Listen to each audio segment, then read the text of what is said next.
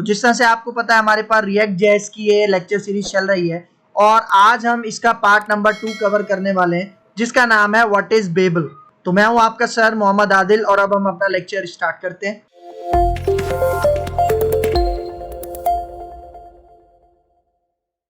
तो देखो सबसे पहले हम बात करते हैं यहाँ पे हिस्ट्री ऑफ जावास्क्रिप्ट ES5 और ES6, क्योंकि देखो जब तक आप इस कॉन्सेप्ट को नहीं समझोगे ना कि ES5 क्या है, ES6 क्या है, जावास्क्रिप्ट की हिस्ट्री क्या है, तब तक आप ये जो रिएक्ट जेएस के अंदर हमें बेबल मिलता है इसको आप नहीं समझ पाओगे। मतलब बेबल की जो वर्किंग है उसको आप नहीं समझ पाओगे। तो यहाँ पे देखो JavaScript was invented by Brendan Eich. ठीक है, हम सबको पता है कि जावास्क्रिप्ट का जो क्रिएटर है वो कौन है, ब्रेंडन ईच।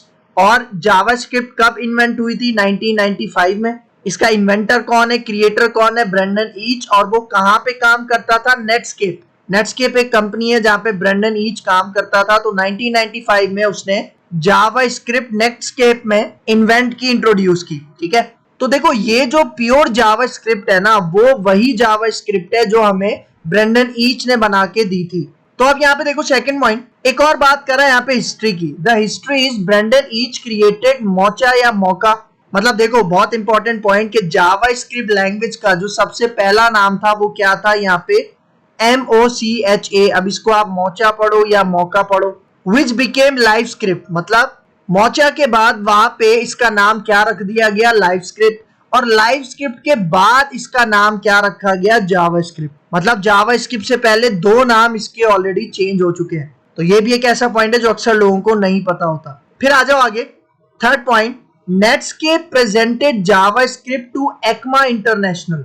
देखो बहुत ही ज्यादा इंपॉर्टेंट पॉइंट है। नेटस्केप जो कि कंपनी है जहां पे ब्रेंडन ईच काम करता था, जिसने जावास्क्रिप्ट को इन्वेंट किया था, तो नेटस्केप ने जावास्क्रिप्ट को प्रेजेंट किया कहां पे? एक्मा इंटरनेशनल, जो कि एक ऑर्गेनाइजेशन है जो कि प्रोग्रामिंग लैंग्वेजेस के अंदर स्टैंडर्ड सेट करती है, which develops standards and it was renamed to ECMAScript।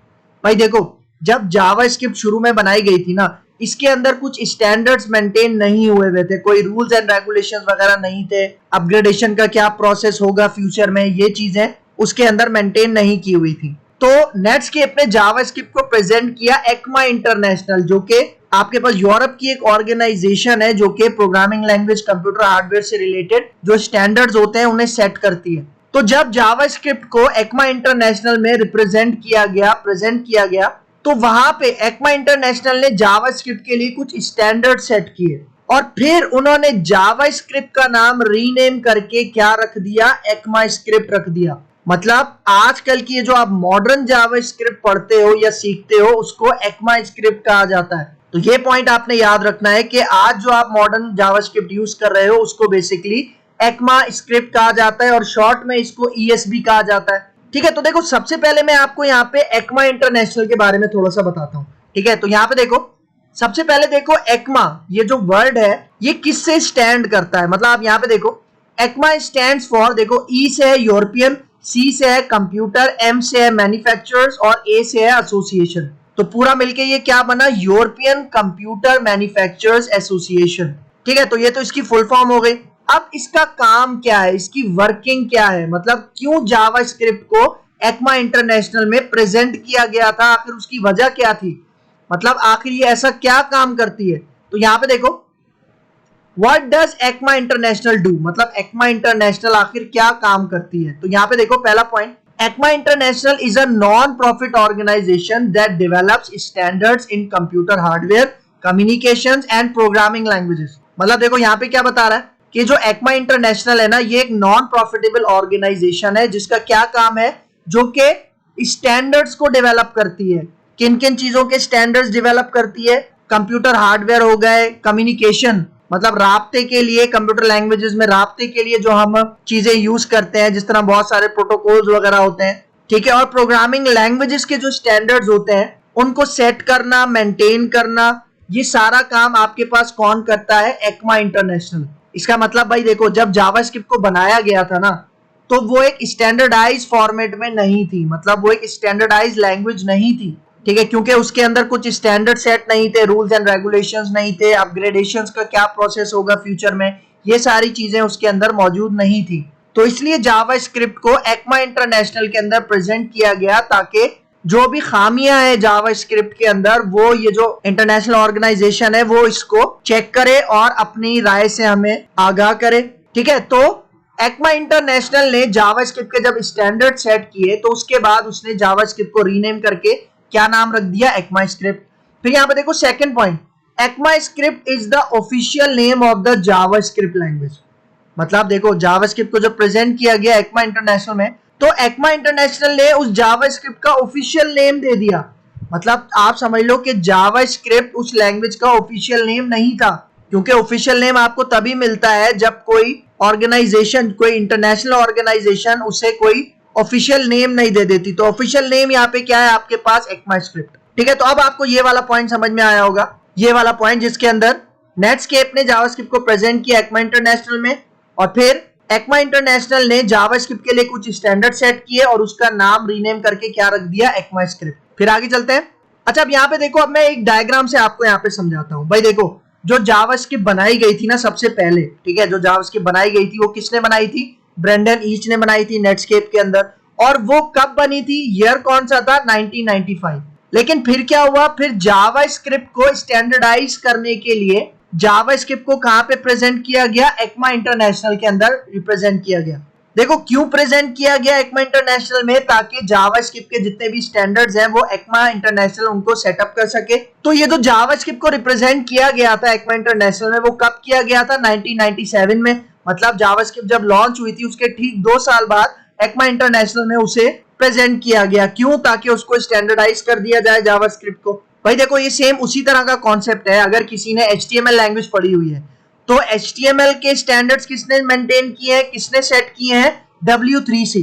W3C मतलब वर्ल्ड वाइड वेब कंसोर्टियम। मतलब HTML के जितने भी स्टैंडर्ड सेट किए हुए हैं वो कौन सी ऑर्गेनाइजेशन ने किए, world wide web consortium. Same उसी तरह जावास्क्रिप्ट के जितने भी स्टैंडर्ड्स वगैरह सेट किए हैं, मेंटेन कर रहा है, वो कौन कर रहा है, ECMA इंटरनेशनल। तो जब ECMA इंटरनेशनल ने जावास्क्रिप्ट के स्टैंडर्ड्स वगैरह सेट कर दिए, जो जो खामियां थी उसको चेक करके उसको फुलफिल कर लिया, उसके बाद 1997 के अंदर ही जावास्क्रिप्ट का नाम चेंज करके क्या रख दिया गया, ECMAScript। ये जो ECMAScript नाम रखा गया ना, तो उसके अंदर जो भी चेंजिंग वगैरह की गई, जो भी फीचर्स वगैरह ऐड किए गए, फिर उस वर्जन को क्या नाम दिया, ES1।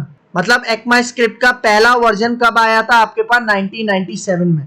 तो ये एक बहुत इंपॉर्टेंट पॉइंट है, ये आपको पता होना चाहिए। अच्छा, फिर देखो ECMAScript के आगे 1997 के बाद और भी बहुत सारे वर्जन आए। तो अगर मैं वर्जन्स की बात करूं, यहाँ पे देखो मैं यहाँ पे वर्जन की बात करता हूं, उसका ऑफिशियल नेम की बात करता हूं और उसकी थोड़ी सी डिस्क्रिप्शन आपको बताता हूं। तो सबसे पहला वर्जन कौन सा था, यहाँ पे देखो ES1, जिसको हम ECMAScript 1 कहते हैं, जो कि कब हुआ था, 1997 में, जो कि पहला एडिशन था। फिर देखो उसके बाद है ES2, ECMAScript 2, जो कि 1998 में आया था। इसके अंदर कुछ चेंजेस की गई थी। वो कौन सी चेंजेस थी, एडिटोरियल चेंजेस थी, मतलब सिंटैक्स के हवाले से कुछ चेंजिंग इसके अंदर की गई थी। फिर उसके बाद ES3, जिसको ECMAScript 3 कहा जाता है, ये कब आई थी, 1999 में। और इसके अंदर कौन कौन से फीचर्स ऐड हुए थे ES3 के अंदर, जिस तरह से रेगुलर एक्सप्रेशंस का कॉन्सेप्ट आया था, ट्राई कैच मतलब एक्सेप्शन हैंडलिंग का कॉन्सेप्ट आया था, स्विच स्टेटमेंट जो कि कंडीशनल स्टेटमेंट होती है वो आया था, और एक लूप ऐड किया गया था, डू व्हाइल लूप। ठीक है, तो ये सारी आपके पास आई थी ES3 के अंदर। फिर आ जाओ आगे। अच्छा, अब एक और इंपॉर्टेंट पॉइंट है, देखो ES4। देखो ES4 कभी रिलीज हुई नहीं, मतलब ES3 के बाद हमें डायरेक्ट ES5 देखने को मिला था। ES4 मतलब ECMAScript 4 कभी रिलीज ही नहीं हुई थी, इसलिए देखो यहाँ पे इसकी कोई भी डेट हमारे पास मौजूद नहीं है। फिर यहाँ पे देखो, फिर यहाँ पे कॉन्सेप्ट है ES5 का, जो कि हमारा आज का टॉपिक भी था, मतलब जो कि कंफ्यूजन थी हमारी, उसको दूर करने के लिए। तो देखो ES5, जिसको ECMAScript 5 कहा जाता है, ये कब आया था आपके पास, 2009 में। अब आप देख रहे हो कितनी लंबी जंप है। मतलब आप यहाँ पे देखो 1993, मतलब जो ES3 आया था, उसके बाद आप समझ लो ये तकरीबन 10 साल का अरसा है। फिर 2009 में ECMAScript 5 आया। अच्छा, एक चीज अगर मैं आपको बताऊं, जब ES5 आया था ना, तो एक रेवोल्यूशनरी चेंज हुआ था, क्योंकि ES5 के अंदर बहुत सारी मेजर चेंजेस हुई थी। कुछ चेंजेस यहाँ पे देखो दिखा रहा है। एडिड स्क्रिप्ट मोड, मतलब एक स्क्रिप्ट मोड का कॉन्सेप्ट आया था। जेसन की सपोर्ट आई थी, क्योंकि जेसन से पहले आपको पता है XML के ऊपर काम होता था। ठीक है, जेसन की सपोर्ट ऐड हुई जो कि एक बहुत बड़ी एक मेजर चेंज थी इसके अंदर ES5 के अंदर। फिर देखो ट्रिम फंक्शन आया था, एरे का इज एरे फंक्शन है, आइटरेशन मेथड्स थे बहुत सारे, ट्रेलिंग कॉमास, ऑब्जेक्ट लिटरल्स आए थे, मतलब और भी बहुत सारी चेंजेस थी। एक आर्टिकल में मैंने पढ़ा था कि तकरीबन 64 चेंजेस थी जो कि ES5 के अंदर चेंजेस की गई थी। और ES5 कब आया था? 2009 में। इसके अलावा भी और सारे फीचर्स हैं जो ES5 के अंदर ऐड हुए थे। तो ये है बेसिकली ES5। तो जिस तरह लोग ES5 को सीखते हैं ना YouTube के थ्रू या दूसरी जगहों पे, तो ES5 का कॉन्सेप्ट यही है कि ES5 के जो कॉन्सेप्ट्स है ना उनको देखना है। बाकी जो पुराने कॉन्सेप्ट्स हैं वो तो मौजूद है ES5 के अंदर, लेकिन जो नए फीचर्स थे उनको लोग सीखते हैं। फिर आ जाओ आगे, अब देखो नेक्स्ट वर्जन आ जाओ ES6, जिसको ECMAScript 2015 कहा जाता है, क्योंकि 2015 में आया था ES6, इसलिए इसको ECMAScript 2015 कहा जाता है। और देखो कुछ लोग कंफ्यूज होते हैं, ES6 को समझते हैं ECMAScript 2016, नहीं ऐसा नहीं है। ES6 आपके पास आया था 2015 में, और उसके अंदर लेट और कांस्टेंट के कीवर्ड्स आए थे, डिफॉल्ट पैरामीटर वैल्यूज का कॉन्सेप्ट आया था, array dot find, find index, और भी बहुत सारी चीजें थी जो कि ES6 के अंदर ऐड की गई थी। लेकिन ES5 की तरह ES6 में इतनी ज्यादा मेजर चेंजेस नहीं थी, तो ये आपने याद रखना है। और आपको पता है जिस तरह से एक React.js लाइब्रेरी है तो वो भी ES6 के ऊपर काम करती है। और एक और चीज मैं आपको बताता जाऊं कि भाई देखो जब ES6 आया था ना, मतलब ECMAScript 2015 में जब ये आया था, तो ECMAScript वालों ने एक रूल बना लिया था कि भाई अब हम 2015 के बाद ECMAScript को एनुअली अपग्रेड करेंगे, एनुअली अपडेट करेंगे। इसका मतलब 2015 के बाद 2016 का वर्जन भी आएगा, 2017, 18, इसी तरह एनुअली हम ECMAScript को अपडेट करते रहेंगे विद माइनर चेंजेस। तो यहाँ पे देखो उसके बाद क्या हुआ, उसके बाद देखो ECMAScript 2016 भी आया, और 16 के बाद अगले साल 17 भी आया, 18 भी आया, और इसी तरह ये आगे बढ़ता चला जा रहा है। तो यहाँ पे देखो बता रहा है 2016 के अंदर ये वाले फीचर्स ऐड किए गए, और फिर 2017 में देखो ये वाले फीचर्स आपको यहाँ पे नजर आ रहे होंगे, और भी बहुत सारे थे। फिर देखो ECMAScript 2018 में और भी कुछ नए फीचर्स यहाँ पे ऐड होते जा रहे हैं। लेकिन याद रखना जो मेजर चेंजेस हुए थे वो आपके कहाँ पे हुए थे? ES5 के अंदर। तो अब आपको समझ में आया होगा कि जावास्क्रिप्ट की हिस्ट्री क्या थी और ES5 का क्या कॉन्सेप्ट है, ES6 का क्या कॉन्सेप्ट है। फिर यहाँ पे देखो एक बहुत इंपॉर्टेंट पॉइंट, भाई अगर आपसे कोई पूछे कि ECMAScript क्या है, मतलब वो जावास्क्रिप्ट की बात नहीं करता, वो सिर्फ ECMAScript के बारे में पूछता है कि व्हाट इज ECMAScript, तो आपका क्या जवाब होगा? यहाँ पे देखो आपका जवाब होगा ECMAScript is a subset of JavaScript. मतलब ECMAScript को आप जावास्क्रिप्ट का अपग्रेड, मॉडर्न वर्जन भी कह सकते हो, या आप ECMAScript को जावास्क्रिप्ट का पार्ट भी कह सकते हो। क्योंकि देखो जावास्क्रिप्ट जब शुरू में बनी थी ना, उसके अंदर कुछ स्टैंडर्ड सेट किए गए, कुछ अपग्रेडेशंस की गई, और उसी को आज हम क्या कहते हैं? ECMAScript। तो ये पॉइंट आपने याद रखना है, ठीक है। तो देखो अब आते हैं हम यहाँ पे what is Babel in React. देखो ये जो मैंने आपको पूरी एक कहानी सुनाई है, ठीक है, उसकी एक वजह थी ताकि हम बेबल को समझ सकें। मतलब ES5, ES6 का क्या कॉन्सेप्ट है, हिस्ट्री ऑफ जावास्क्रिप्ट क्या है, इसको समझेंगे तभी हम बेबल को समझ पाएंगे। तो अब सबसे पहले बेबल को समझो। देखो यहाँ पे पहला पॉइंट क्या कह रहा है? Babel is a JavaScript compiler. इसका मतलब React.js के अंदर जो जावास्क्रिप्ट का कंपाइलर यूज हो रहा है उसका नाम है बेबल। मतलब भाई जाहिर बात है React.js का जितना भी कोड है उसको कन्वर्ट करना पड़ता होगा ना, ताकि ब्राउजर उसे समझ सके। क्योंकि देखो React के अंदर एक कॉन्सेप्ट होता है JSX, तो JSX का कोड कन्वर्ट करने के लिए, ब्राउजर को अंडरस्टैंड करवाने के लिए बेबल की जरूरत पड़ती है। और React का जो थोड़ा सा डिफरेंट सिंटैक्स है उसको भी जावास्क्रिप्ट में कन्वर्ट करने के लिए हम यूज करते हैं बेबल का कंपाइलर, ठीक है। तो आप देखो बेबल का मकसद क्या है बेबल को यूज करने का। तो यहाँ पे देखो second point, it is mainly used to convert ECMAScript 2015 plus code into a backwards compatible version of JavaScript in current and older browsers और एनवायरनमेंट्स। भाई देखो ये सेकंड पॉइंट है, वो वाला पॉइंट जिसकी वजह से मैंने आपको पूरी कहानी सुनाई है अभी पीछे। मतलब जो मैंने आपको हिस्ट्री बताई, ES5, ES6 बताया, वो इसलिए बताया। यहाँ पे देखो बेबल का क्या काम है? बेबल यूज होता है कन्वर्ट करने के लिए। किसको कन्वर्ट करने के लिए? देखो ECMAScript जो मॉडर्न जावास्क्रिप्ट है जो कि 2015 प्लस है, उसके कोड को बैकवर्ड वर्जन जितने भी हैं ES4, ES3, ES1, ES2, तो बैकवर्ड वर्जन के अंदर कन्वर्ट करने के लिए हम यूज करते हैं बेबल। क्योंकि देखो मैंने आपको बताया था जो रिएक्ट होता है वो ES6 को फॉलो करता है, ठीक है। ES5 के भी कुछ फीचर्स उसके अंदर आते हैं रिएक्ट के अंदर। तो मतलब जो मॉडर्न जावास्क्रिप्ट है अगर उसको पुरानी जावास्क्रिप्ट के अंदर कन्वर्ट करना है तो उसके लिए हम यूज करते हैं बेबल। क्योंकि भाई देखो हमें नहीं पता ना हमारी जो एप्लीकेशन है वो कौन से ब्राउजर में यूज की जाएगी, लेटेस्ट ब्राउजर में यूज की जाएगी या फिर पुराने ब्राउजर में यूज की जाएगी जहां पे जावास्क्रिप्ट का वर्जन भी पुराना यूज हो रहा है। तो इसलिए बेबल वहां पे बहुत ज्यादा कारामद फायदा होता है। मतलब बेबल के थ्रू जो हमारा रिएक्ट का कोड होता है उसको हम जो पुराने जावास्क्रिप्ट के बैकवर्ड कंपैटिबल वर्जन है वहां पे भी उसको यूज किया जा सकता है।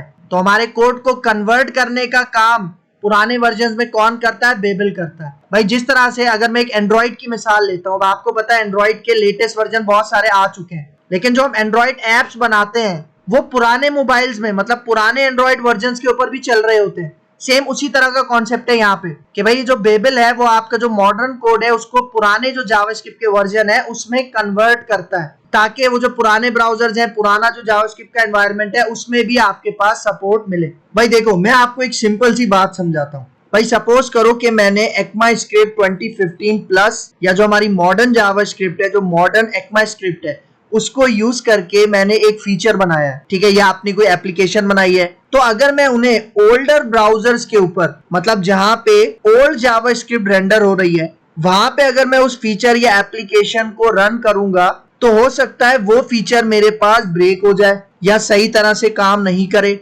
मतलब जो मॉडर्न ब्राउजर्स हैं वहां पे तो वो फीचर या एप्लीकेशन सही तरह से काम करेगी, लेकिन जो पुराने ब्राउजर्स हैं, पुरानी जावास्क्रिप्ट जिसके अंदर रेंडर हुई हुई है, तो उस केस में हमें एक ऐसे जावास्क्रिप्ट कंपाइलर की जरूरत पड़ती है जो बैकवर्ड कंपैटिबल हो।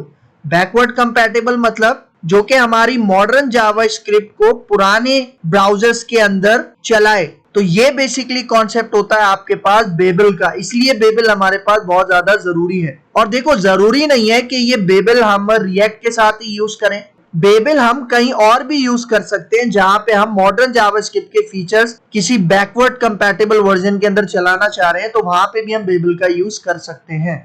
फिर यहाँ पे देखो third point, when we create an app by using create React app. भाई देखो मैंने आपको इंट्रोडक्शन में बताया था कि हमारे पास एक कमांड, एक कॉन्सेप्ट है क्रिएट रिएक्ट ऐप। इसको यूज करके हम अपनी रिएक्ट ऐप बनाते हैं जिसमें वो जो रिएक्ट ऐप का बेसिक डायरेक्टरी स्ट्रक्चर होता है वो हमें मिल जाता है। तो यहाँ पे यही कह रहा है when we create an app by using create react app then Babel automatically included in our react app। मतलब यहाँ पे कह रहा है जब आप ये कमांड यूज करके रिएक्ट ऐप बनाओगे ना तो जो आपका बेबल कंपाइलर है जावास्क्रिप्ट का वो ऑटोमेटिकली इंक्लूड हो जाता है आपकी रिएक्ट ऐप में। फिर आगे चलते हैं।